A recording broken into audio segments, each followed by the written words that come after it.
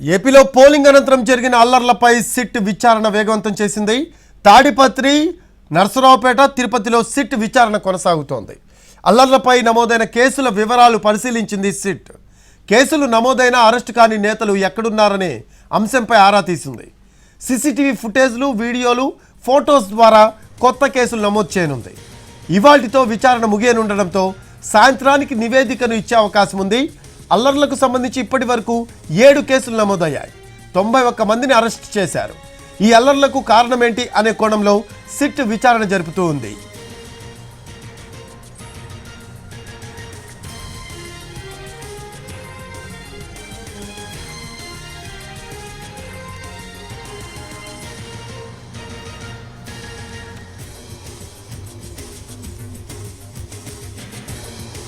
ఏపీలో పోలింగ్ అనంతరం జరిగిన అల్లర్లపై సిట్ విచారణ వేగవంతం చేసింది.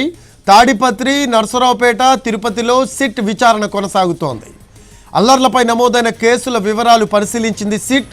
కేసులు నమోదైన అరెస్టు కాని నేతలు ఎక్కడున్నారనే అంశంపై ఆరా తీసింది. సీసీటీవీ ఫుటేజ్లు, వీడియోలు, ఫోటోస్ ద్వారా కొత్త కేసులు నమోదు చేయనుంది. ఇవాల్టితో విచారణ ముగియనుండడంతో సాయంత్రానికి నివేదికను ఇచ్చే అవకాశం ఉంది. అల్లర్లకు సంబంధించి ఇప్పటివరకు 7 కేసులు నమోదయ్యాయి. 91 మందిని అరెస్ట్ చేశారు. ఈ అల్లర్లకు కారణమేంటి అనే కోణంలో సిట్ విచారణ జరుపుతోంది.